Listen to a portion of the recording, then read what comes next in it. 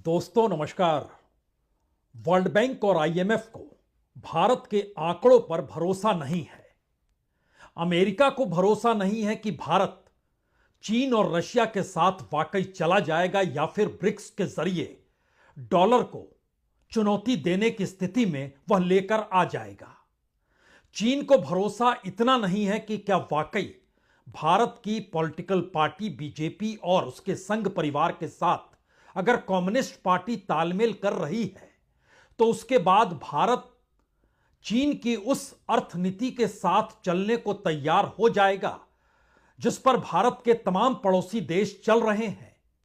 रूस को इस बात को लेकर भरोसा जागृत हो नहीं पा रहा है कि अगर अमेरिका की एक धमकी पर भारत रूस से तेल खरीदना बंद कर देता है तो उसके बाद आने वाले वक्त में वो कौन सी परिस्थिति होगी जिसमें भारत रूस के साथ पुराने संबंधों की पटरी पर लौट आए। ईरान को इस बात का भरोसा नहीं है कि क्या वाकई भारत इजराइल को लेकर उसके साथ वही संबंध बनाए रख सकता है जो कि अतीत में रहे हैं। और इजराइल के भीतर का यह संकट है कि इस दौर में वह खुद मिडिल ईस्ट में कहां पर खड़ा है और उसके अपने आर्थिक संबंध भारत के साथ कूटनीतिक तौर पर जुड़े हैं या इस दौर में सिर्फ राजनीतिक सत्ता की जरूरतें हैं तो दोनों एक साथ जुड़े हैं, यानी आने वाले वक्त में इजराइल के साथ वो प्रगाढ़ संबंध बचेंगे नहीं। यानी भारत को लेकर दुनिया के अलग अलग मंचों पर अलग अलग देशों के भीतर सवाल तो बहुत सारे हैं, लेकिन इस दौर में कई सवाल भारत के भीतर भारत को लेकर हैं।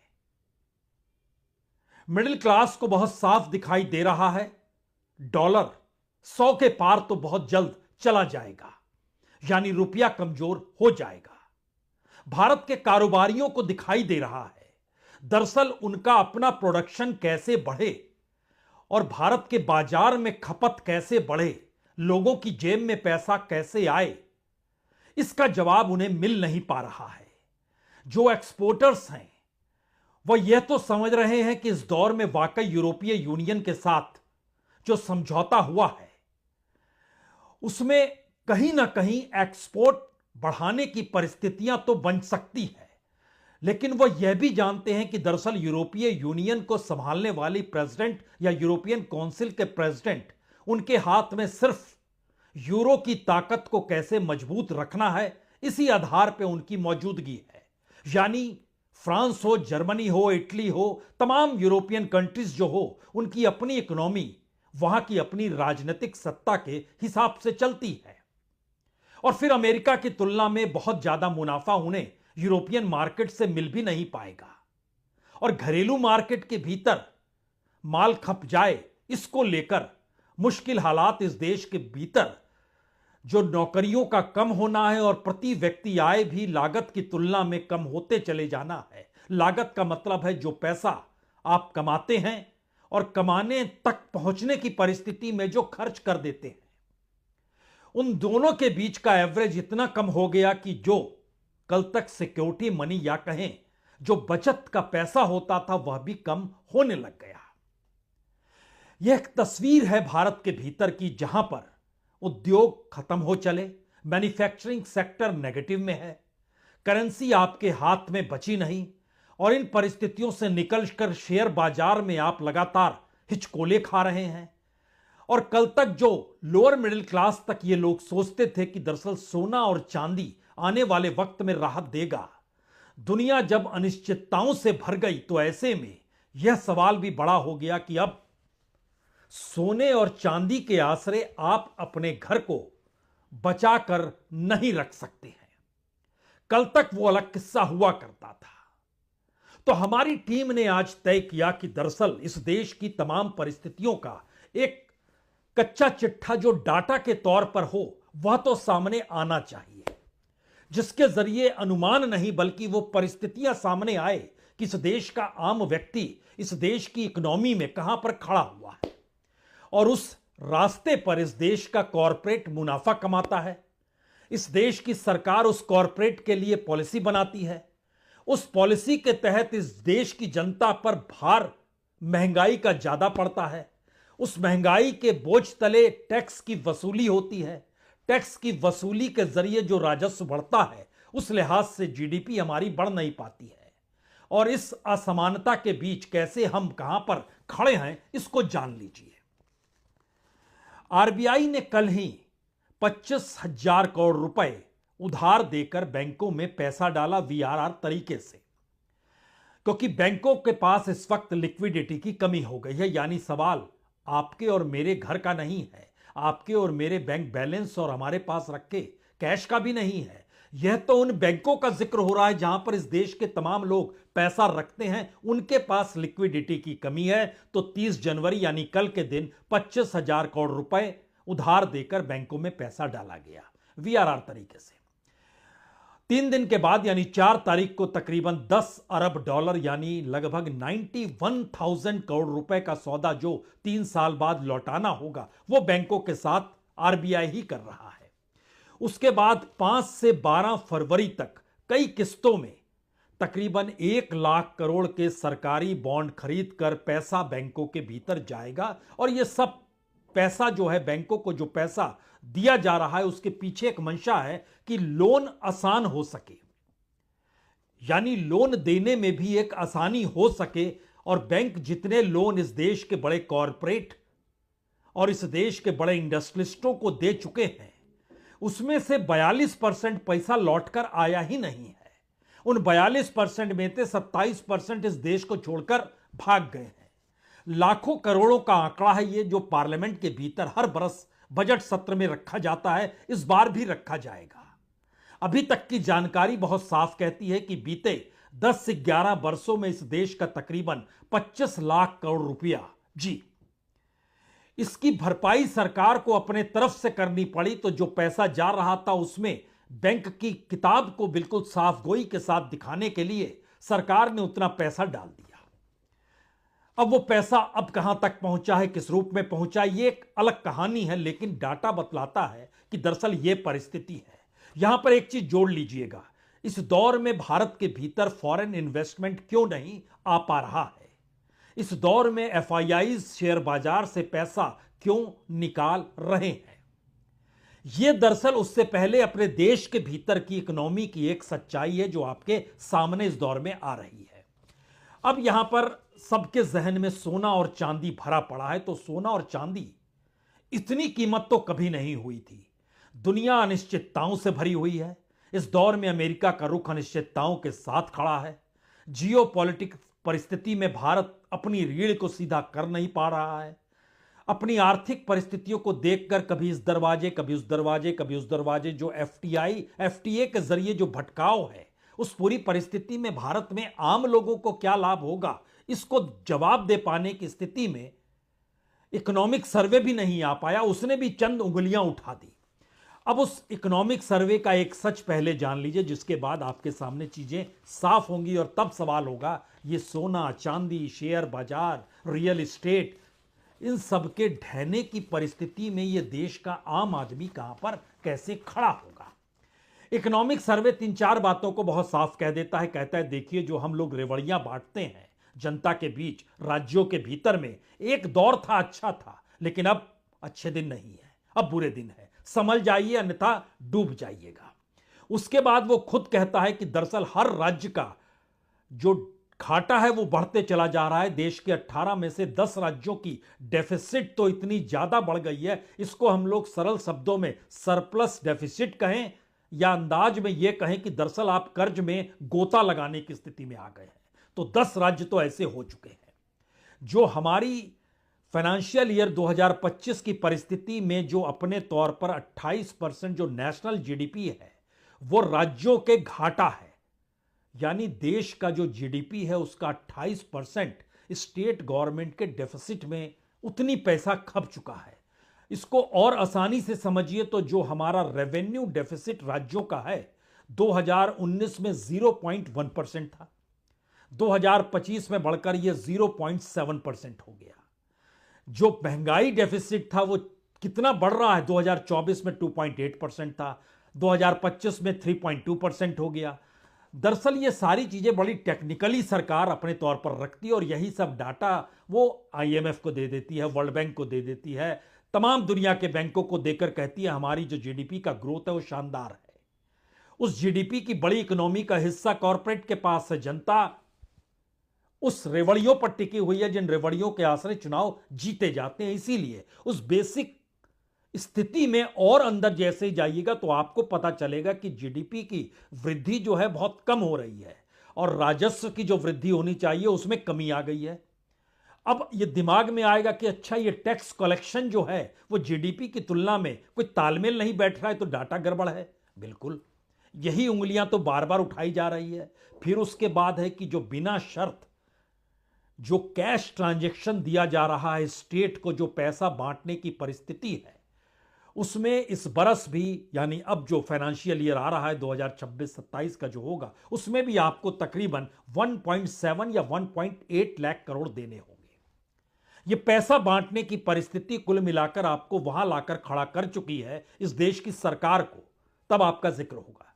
इस देश की सरकार खड़ा कर चुकी है कि जो भी पैसा आता है उसमें 100 रुपया अगर आता है तो 62 रुपया जो है वह वेतन देने में चला जाता है, पेंशन देने में चला जाता है, और जो हमने कर्ज लिया हुआ है उसका जो इंटरेस्ट लौटाते हैं, कर्ज नहीं, कर्ज पर लगने वाला जो ब्याज है उसको लौटाते हैं। 62 रुपए उधर चले गए, 38 रुपए बचे हैं। तो इसमें जो सोशल और फिजिकल इंफ्रास्ट्रक्चर स्पेंड करें इतने में ही करना है। लेकिन दूसरा सवाल है जो राज्यों को नगद ट्रांसफर कर दिया जा रहा है, जो फ्रीबीज किया जा रहा है, अगर उस अंक को भी उसी लिहाज से जो इससे पहले करते चले आए अगर उसको जोड़ देंगे तो हमारे पास पैसा वैसा नहीं है। हमारे पास कोई social physical infrastructure building create करने का कोई पैसा नहीं है। हम वेतन दे देते हैं, पेंशन दे देते हैं, इंटरेस्ट चुका देते हैं, इतना ही पैसा है। और यहीं से बात शुरू होती है उस चीज की इस देश के भीतर में जो आम लोगों के पास हर घर में सोना पड़ा हुआ था।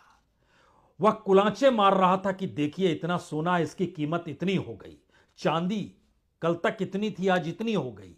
अब जरा इसके बेसिक परिस्थिति को एक क्षण के लिए इस रूप में समझिए कि सोना 29 जनवरी को 4 लाख रुपए, चांदी जो था 4 लाख रुपए केजी थी, अगले दिन वो घटकर 2,90,000 पर आकर खड़ी हो जाती है। यानी एक झटके में 1,10,000 रुपए कम हो जाते हैं। कल्पना के परे है। आप कहेंगे ये क्या खेल हो रहा है। इसी तरीके से गोल्ड यानी सोना जो है वह 29 जनवरी को होता है 1,69,000 रुपए 10 ग्राम की कीमत, और घटके वो एक झटके में आकर खड़ी हो गई आज 1,47,000 रुपए, यानी फिर 20 से 22,000 फिर नीचे आ गया। ये क्या चक्कर है।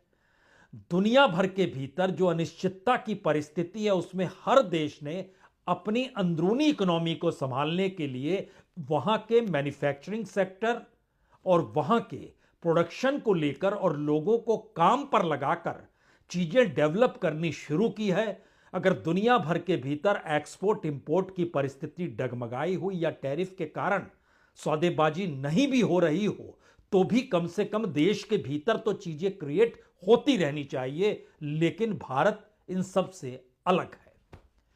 भारत को अच्छा लग रहा है कि 8 देशों के साथ जो फ्री ट्रेड हुआ उसके बाद यूरोपीय यूनियन के मातहत आने वाले 27 देशों के साथ भी फ्री ट्रेड हो गया। सरकार ताली बजा रही है। उस फ्री ट्रेड का मतलब बहुत साफ है कि इस देश के भीतर जो भी माल बनता है उस माल की जो एक्सपोर्ट करने की संख्या है वो तकरीबन 3.7% है। जी 3.7% जो माल बनाया जाता है, क्योंकि हमारा एक्सपोर्ट सर्विस सेक्टर को लेकर ज्यादा है, प्रोडक्शन को लेकर 3.7% ओवरऑल प्रोडक्शन के मद्देनजर। तो ये पूरी जो एफटीए की डील में इस देश को जो फंसाया गया है उसके पीछे वो एक्सपोर्ट करने वाली जो कंपनियां और कॉरपोरेट होगा उसके लिए तो बेहतरीन चीज है। लेकिन इससे हटकर अगर इस देश के भीतर आप झांक रहे हैं तो फिर मुश्किल हालात है, क्योंकि यहां पर प्रोडक्शन और मैन्युफैक्चरिंग को लेकर कोई काम हो नहीं रहा है। कोर सेक्टर पर ध्यान देने की परिस्थिति में हम खड़े नहीं हैं। हमारी मुश्किल इस दौर में जिस डॉलर और जिस वेस्टर्न इकोनॉमी के आश्रय कॉरपोरेट को फायदा पहुंचाने और फायदा पहुंच पाने की स्थिति में वह बिजनेस कर रही थी वो एक झटके में डामाडोल हो गया है। तो अंतर्राष्ट्रीय कूटनीति के तहत भारत एक बाजार तो है, लेकिन भारत के भीतर का वो बाजार जो है वो भारत की जनसंख्या का सिर्फ 5 से 6% हिस्सा है, उससे ज्यादा नहीं है। तो ये 5 से 6% जो भारत के भीतर का बाजार है वह यूरोपीय बाजार के लिए वहां के बाजार बड़े बड़े बाजारों को चुनौती देता है, यानी कहीं तुलना में वो बड़ा माना जाता है। लेकिन भारत के भीतर बाकी लगभग 95% लोगों का क्या होगा? इन लोगों की कमाई रोजगार करते वक्त एवरेज कमाई अगर सबकी जोड़ दीजिएगा तो 10,000 रुपए भी नहीं आ पा रहे हैं। जिनके पास रोजगार है उनको भी हम जोड़ रहे हैं। जो रोजगार अपने तौर पर कर रहे हैं और जो रोजगार सरकार दिए हुए है, जो दिहाड़ी मजदूरी कर रहे हैं, जो अपने तौर पर अपनी किराना की दुकान या कोई दुकान खोलकर अपने तरीके से या टेम्पो चलाकर अपना जीवन यापन कर रहे हैं, उस पूरी कतार के भीतर में जो एवरेज संपत्ति निकलती है प्रति व्यक्ति आय की, वो तकरीबन 8,500 रुपए आती है महीने की। यानी भारत उस पोजीशन में आकर खड़ा है जहां पर दुनिया के भीतर से कोई भी सस्ता माल कितना भी सस्ता या फ्री होकर आ जाए तो भी भारत के भीतर वो 95% तक उस माल की ना जरूरत है ना कुछ है। वह एक हिस्सा है जो 5 से 6% का एक साइकिल है, भारत के बाजार की साइकिल, जिसमें चीजें चल रही है। लेकिन यहां पर एक दूसरा सवाल पहली बार खड़ा हो गया है कि सोना और चांदी के भाव जो कम हुए, उसमें हमारी टीम ने बतलाया कि दरअसल गवर्नमेंट ने खुद जानकारी दी थी कि भारत के घरों के भीतर तकरीबन 34,600 टन सोना है, जिसको मॉर्गन स्टैनली ने भी बतलाया था। और भारत की जो जीडीपी है उसके लिहाज से अगर देखिएगा तो लगभग जीडीपी 4.1 ट्रिलियन डॉलर, उसको अगर रुपए में तब्दील करेंगे तो 370 लाख करोड़। और भारतीय परिवारों के पास 5 ट्रिलियन डॉलर का सोना है, यानी तकरीबन 450 लाख करोड़। यानी भारत की जीडीपी से ज्यादा वह सोना लोगों के घरों में इस देश के भीतर मौजूद है। भारत के पास भी लगभग 880 टन सोना है, लेकिन America, Germany, Italy, France, Russia, China, Switzerland इनसे कम है तुलना में। अमेरिका के पास 8,000 टन से कहीं ज्यादा है, चाइना के पास 2,500 टन के लगभग है, भारत के पास 808 टन है। बाकी सभी के पास, किसी के पास 2,000 टन, किसी के पास 3,000 टन। दरअसल इस अनिश्चितता के माहौल में भारत अपनी इकोनॉमी को संभालने की जगह जो अंतर्राष्ट्रीय डील पर निकली, उस पर पहली बार भारत निशाने पर अमेरिका के आ गया। अब अमेरिका के निशाने पर इससे पहले भारत इस तरीके से कभी नहीं आया था, जहां पर ऐसा लगने लगे कि भारत की करेंसी कमजोर हो, भारत को दुनिया के दूसरे बाजारों से जो लाभ मिल रहा है वह भी खत्म हो जाए, और अमेरिका अपने ऊपर निर्भर करने के लिए नई टैरिफ पॉलिसी के जरिए भारत को निर्देश दे कि आप कच्चा तेल रूस से नहीं हमसे खरीदेंगे, गैस उससे नहीं हमसे खरीदेंगे, आप ईरान और वेनेजुएला की दिशा में हमारे कहने पर जाएंगे, नहीं तो नहीं जाएंगे। 2019 तक भारत वेनेजुएला से तेल लेता था, सस्ता मिल जाता था, अब वो कह रहा नहीं, अब हमने कब्जा कर लिया है तो आप अब वेनेजुएला से तेल लीजिए। इस दौर में कभी नहीं उसने कहा, प्रतिबंध लगाए रहा। इसी तरीके से ईरान को लेकर, इसी तरीके से रशिया को लेकर, और इन सब के बीच भारत की अपनी कूटनीति अमेरिका के कहे अनुसार चलती चली गई, और जो बोझ था भारत के लोगों पर वह बोझ बढ़ता चला गया। बोझ लोगों पर बढ़ रहा है तो इसका असर बैंकों पर भी पड़ने लगा। बैंक लोन दे पाने की स्थिति में नहीं। जो बड़े इंडस्ट्रियलिस्ट और कॉर्पोरेट हाउसेज हैं जो कि अपनी इकोनॉमी को जनता के पैसे के जरिए जो लोन बैंकों से उठाते हैं उसके जरिए चल रहे हैं। परिस्थितियां इतनी नाजुक होती चली गई कि एनसीएलटी का आंकड़ा नया जो सामने आया उसने बतलाया कि लगभग लाखों करोड़ का मामला जो अलग अलग कॉर्पोरेट इंडस्ट्रीज थे उन्होंने जो अपने को दिवालिया होने के लिए डाला हुआ था वो दरअसल अटका पड़ा है। कोई नया खरीदार नहीं, बेचने वाले कतार में, जो बेच रहे हैं वो पैसा बैंक को लौटाने की स्थिति में नहीं, बैंक उनसे वसूली कर पाने की स्थिति में नहीं, सरकार कितने नोट छापकर किस तरीके से उस पैसे को रफा दफा करने की स्थिति में आई, यह भी संकट। इसीलिए शुरू में हमने आरबीआई जो पैसा डाल रही है उसका एक बेसिक आंकड़ा हमने आपको दे दिया था। अब यहां पर जो अनिश्चितता की स्थिति है उसमें भारत के भीतर आ जाइए। गोल्ड, सिल्वर, स्टॉक तीनों हाथ से निकल गया। चौथी चीज थी रियल एस्टेट। इस दौर में उसका संकट गहराने लगा है। रियल एस्टेट को लेकर कमाई, रियल एस्टेट को लेकर टैक्स का पैसा देना, टैक्स के हिस्से में देश का राजस्व बढ़ाना, इस परिस्थिति में ही चीजें डेवलप हो रही हैं। और ये होते होते बात करेंसी तक आकर जब खड़ी हो गई तो बड़ा सवाल इस दौर में यही आया कि इस देश के भीतर कोई अगर अपने पैसे को इन्वेस्ट करना चाहता है तो वो कहां करे। सोना खरीदे, नहीं खरीद सकता। सिल्वर खरीदे, नहीं खरीद सकता। शेयर मार्केट में पैसा लगाए, नहीं लगा सकता। रियल एस्टेट के दिशा में बढ़े, आने वाले वक्त में मुश्किल होगी। अंतर्राष्ट्रीय बाजार की तरफ बढ़े तो डॉलर महंगा हो चला है, आपका रुपया ज्यादा से ज्यादा खर्च होगा। और जब आप रुपया ट्रांसफर करते हैं बाहर तो सरकार उससे पहले 20% अब टैक्स लगा चुकी है। यानी एक पूरी लकीर ऐसी बना दी गई जिस लकीर पर खड़े होकर इस देश के आम आदमी को लोक लुभावन जो नारे थे वो इंटरनेशनल डील के जरिए आने लगे। अब यहां पर जो आखिरी बड़ा सवाल था कि एफआईआईज शेयर बाजार से पैसा क्यों निकाल रहे हैं, और इस दौर में जो एफडीआई थी वो इतनी कम क्यों हो गई कि 5 बरस के भीतर 5 गुने से ज्यादा की कमी आ गई। कल तक $5 बिलियन आते थे, आज $1 बिलियन आ रहा है। ये तो कमाल की स्थिति हो गई। और इन सब के बीच एफआईआईज दिसंबर के महीने में उन्होंने लगभग 34,000 करोड़ रुपए के शेयर बेच डाले। जनवरी के महीने में अभी तक के जो आंकड़े हैं, जो पिछले फ्राइडे तक के आंकड़े हैं, वो बतला रहे हैं कि लगभग 40,000 करोड़ से ज्यादा शेयर वह बेच चुके हैं।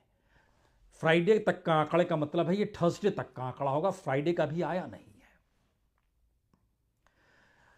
दुनिया समझ रही है भारत के बाजार को, भारत के कॉरपोरेट को। दुनिया जान रही है सरकार द्वारा दिए जा रहे उस तमाम आंकड़ों को, और दुनिया जान रही है इस चकाचौंध के भीतर भारत लगातार क्यों अमेरिका के धमकाने पर धमक जाता है, क्यों वो रशिया से तेल नहीं खरीदेगा, क्यों वो ईरान के चाबहार पोर्ट को खाली कर देगा, क्यों वह चीन के साथ व्यापारिक घाटा $110 बिलियन तक का हो गया लेकिन उसको सहते रहेगा। ये तमाम परिस्थितियां खुले तौर पर अब बताने लगी है कि मसला आम आदमी की जेब का नहीं है, अब तो ये मसला उसके घर के भीतर तक घुस चुका है। संभल सकते हैं तो संभलिए, और नहीं संभल सकते हैं तो इस देश की सरकार पर कोई दबाव बनना तो चाहिए। पार्लियामेंट का बजट सत्र शुरू हो गया है। इकोनॉमिक सर्वे ने चेतावनी दे दी है, कल बजट आएगा, तो इंतजार करते हैं कल बजट का। पटरी पर चीजें लौटेंगी या वो पटरी जिस पर देश सरक रहा है वो और लंबी तमाम लोक लुभावन परिस्थितियों के साथ विकसित भारत का नक्शा खींचकर खामोशी बरत लेगी। इंतजार कीजिए कल तक। बहुत बहुत शुक्रिया, बहुत बहुत शुक्रिया।